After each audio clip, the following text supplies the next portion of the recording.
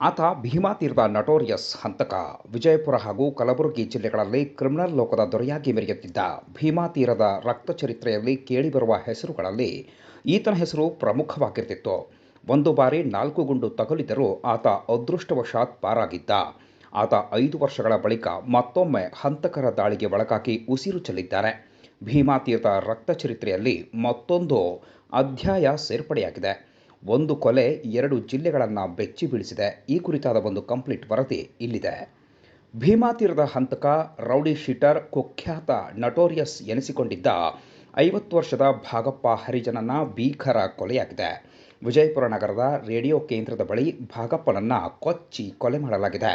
ಕಳೆದ ಹಲವು ದಶಕಗಳಿಂದ ಭೀಮಾ ತೀರದ ಹಂತಕರ ಹೆಸರಿನಲ್ಲಿ ಸಂಚಲನ ಸೃಷ್ಟಿಸಿದ್ದ ಭಾಗಪ್ಪ ಹರಿಜನ್ ಇಂದು ಬೀದಿ ಹೆಣವಾಗಿದ್ದಾನೆ.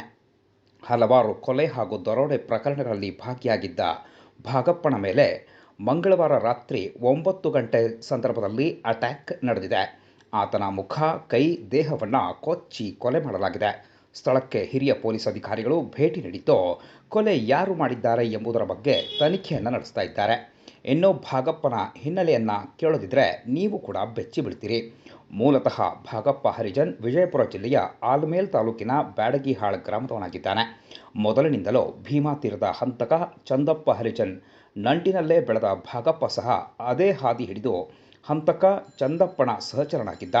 ಚಂದಪ್ಪನ ಕೊಲೆಗೆ ಜೊತೆಗೆ ಸೇರಿ ಹಲವಾರು ಕೊಲೆ ಪ್ರಕರಣಗಳಲ್ಲಿ ಭಾಗಿಯಾಗಿದ್ದ ಎನ್ನುವ ಆರೋಪ ಈತನ ಮೇಲಿತ್ತು. ಭಾಗಪ್ಪನ ಮೇಲಿದ್ದ 10 ಪ್ರಕರಣಗಳನ್ನು ನೋಡೋದಾದರೆ ಕೊಲೆ, ಕೊಲೆಯತ್ನ, ಸುಲಿಗೆ, ದರೋಡೆ, ಗುಂಡು ಹಾರಿಸಿದ ಪ್ರಕರಣ, ಬೆದರಿಕೆ ಸೇರಿದಂತೆ ವಿವಿಧ ಠಾಣೆಗಳಲ್ಲಿ ಭಾಗಪ್ಪ ಹರಿಜನ್ ಮೇಲೆ ಒಟ್ಟು 10 ಪ್ರಕರಣಗಳು ಇವೆ.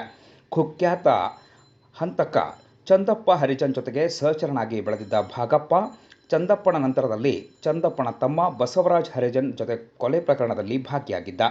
ಇದರಿಂದಾಗಿ ಚಂದಪ್ಪ ಹರಿಜನ್ ಸಂಬಂಧಿ ಮುತ್ತುರಾಜ್ನನ್ನ ಕೊಲೆ ಮಾಡಿದ ಆರೋಪ ಕೂಡ ಇದೆ. 2020 ಜುಲೈ 19ರಂದು ಇಂಡಿಯಾ ಚಿನ್ನದ ವ್ಯಾಪಾರಿ ನಾಮದೇವ್ ಢಾಂಗೆ ಅನ್ನೋರಿಗೆ 3 ಕೆಜಿ ಚಿನ್ನ ಅಥವಾ 5 ಕೋಟಿ ರೂಪಾಯಿ ಹಣ ಕೊಡುವಂತೆ ಬೇಡಿಕೆ ಇಟ್ಟು ಬೆದರಿಕೆ ಹಾಕಿದ್ದ ಆರೋಪ ಕೂಡ ಇದೆ.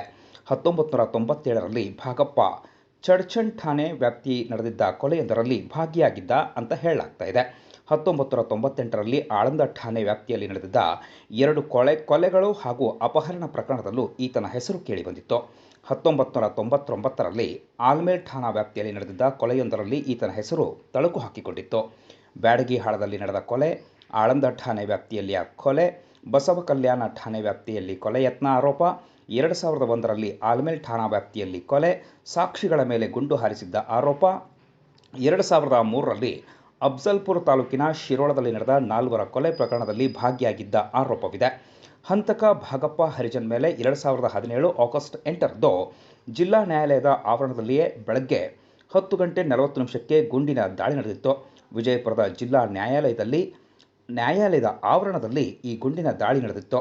ಭೀಮಾ ತೀರದ ಹಂತಕ ಚಂದಪ್ಪ ಹರಿಜನ್ 2000ರಲ್ಲಿ ಪೊಲೀಸ್ ಎನ್ಕೌಂಟರ್ಗೆ ಬಲಿಯಾದ ಬಳಿಕ 14 ವರ್ಷಗಳ ನಂತರದಲ್ಲಿ ಚಂದಪ್ಪನ ತಮ್ಮ ಬಸವರಾಜ್ ಹರಿಜನನ ಕೊಲೆಯಾಗಿತ್ತು. ಇದರಲ್ಲಿ ಭಾಗಪ್ಪ ಭಾಗಿಯಾಗಿದ್ದ ಎನ್ನಲಾಗಿತ್ತು. ಹೀಗೆ ಬಿಟ್ಟರೆ ಭಾಗಪ್ಪ ನಮ್ಮನ್ಯಾರನ್ನು ಉಳಿಸೋದಿಲ್ಲ ಎಂದುಕೊಂಡ ಚಂದಪ್ಪನ ಅಣ್ಣನ ಮಗನಾದ ಭೀಮಾ ಹರಿಜನ್ ತನ್ನ ಪರಿಚಯಸ್ಥರಿಗೆ ಸುಪಾರಿ ನೀಡಿ ಕೊಲೆ ಮಾಡಲು ಯತ್ನಿಸಿದ್ದ ಎನ್ನಲಾಗಿದೆ. ಈ ವೇಳೆ ಸುಪಾರಿ ಪಡೆದಿದ್ದ ಪೀರಪ್ಪ ಹಡಪದಿ ಎಂಬಾತ ಭಾಗಪ್ಪನ ಮೇಲೆ ಕೋರ್ಟ್ ಆವರಣದಲ್ಲಿಯೇ 3 ಸುತ್ತು ಗುಂಡು ಹಾರಿಸಿದ್ದರೂ ಭಾಗಪ್ಪ ಚಿಕಿತ್ಸೆ ಪಡೆದು ಬದುಕುಳಿದಿದ್ದ. ಭಾಗಪ್ಪನ ಮೇಲೆ ಗುಂಡು ಹಾರಿಸಿದ್ದ ಪ್ರಕರಣದಲ್ಲಿ ಒಟ್ಟು ಆರೋಪಿಗಳು ಇದ್ದರು ಎನ್ನುವ ಮಾಹಿತಿ ಇದೆ. ಇನ್ನು ಇತ್ತೀಚಿನ ದಿನಗಳಲ್ಲಿ ಭಾಗಪ್ಪನ ದೂರದ ಸಂಬಂಧಿ ರವಿ ಎಂಬಾತನ ಮೇಲೆ ಆಗಸ್ಟ್ 8ರಂದು ಕೊಲೆ ಯತ್ನ ನಡೆದಿತ್ತು. ವಿಜಯಪುರ ನಗರದ ಬಸವನಗರ ಕ್ರಾಸ್ ಬಳಿ ಅವನ ಬೈಕ್ಗೆ ಕಾರೊಂದು ಗುದ್ದಿಸಿ ಸುಮಾರು 2 ಕಿಲೋಮೀಟರ್ ಎಳೆದುಕೊಂಡು ಹೋಗಿತ್ತು.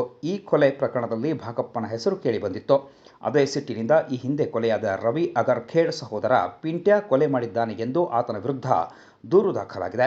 ಜೊತೆಗೆ ಆತ ತನ್ನ ಸ್ಟೇಟಸ್ನಲ್ಲಿ ಅಣ್ಣ ಆತ್ಮಕ್ಕೆ ಇಂದು ಶಾಂತಿ ಸಿಕ್ಕಿತು ಎಂದು ಹಾಕಿಕೊಂಡಿದ್ದಾಗಿ ಮಾಹಿತಿ ಲಭ್ಯವಾಗಿದೆ. ಇದರಿಂದಾಗಿ ಮೃತ ಭಾಗಪ್ಪನ ಮಗಳು ಪಿಂಟ್ಯಾ ವಿರುದ್ಧ ಆರೋಪ ಮಾಡಿದ್ದಾರೆ. ಗಾಂಧಿ ಚೌಕ್ ಪೊಲೀಸ್ ಠಾಣೆಯಲ್ಲಿ ಭಾಗಪ್ಪ ಮಗಳು ಗಂಗೂಬಾಯಿ ದೂರು ನೀಡಿದ್ದು, ರವಿ ಸಹೋದರ ಪಿಂಟ್ಯಾ ಹಾಗೂ ಸಹಚರರಿಂದ ಕೃತ್ಯ ಎಂದು ದೂರು ದಾಖಲಾಗಿದೆ. ಪಿಂಟ್ಯಾ ಬಂಧನಕ್ಕೆ ಪೊಲೀಸರು ಬಲೆ ಬೀಸಿದ್ದಾರೆ. ಸದ್ಯ ಭಾಗಪ್ಪ ಹರಿಜನ್ ಶವ ಆಸ್ಪತ್ರೆಯಲ್ಲಿ ಮರಣೋತ್ತರ ಪರೀಕ್ಷೆಯನ್ನು ಮುಗಿಸಿ ಅವರ ಕುಟುಂಬಸ್ಥರ ಕೈ ಸೇರಿದೆ. ಭಾಗಪ್ಪ ಹರಿಜನ್ ಹತ್ಯೆ ಹಿನ್ನೆಲೆಯಲ್ಲಿ ಪೊಲೀಸರು ವಿಜಯಪುರದಲ್ಲಿ ಹೆಚ್ಚಿನ ನಿಗಾ ವಹಿಸಿದ್ದಾರೆ. ಒಟ್ಟಿನಲ್ಲಿ ಇತ್ತೀಚೆಗೆ ವಿಜಯಪುರ ಜಿಲ್ಲೆಯಲ್ಲಿ ಕ್ರೈಮ್ ರೇಟ್ ಹೆಚ್ಚಾಗಿ ಜನತೆಯಲ್ಲಿ ಆತಂಕ ಸೃಷ್ಟಿಯಾಗಿದೆ. ಭೀಮಾ ತೀರದಲ್ಲಿ ಮತ್ತೊಂದು ಕೊಲೆಯಾಗಿದ್ದು ಹೊಸ ಅಧ್ಯಾಯವೊಂದು ಸೇರ್ಪಡೆಯಾಗಿದೆ.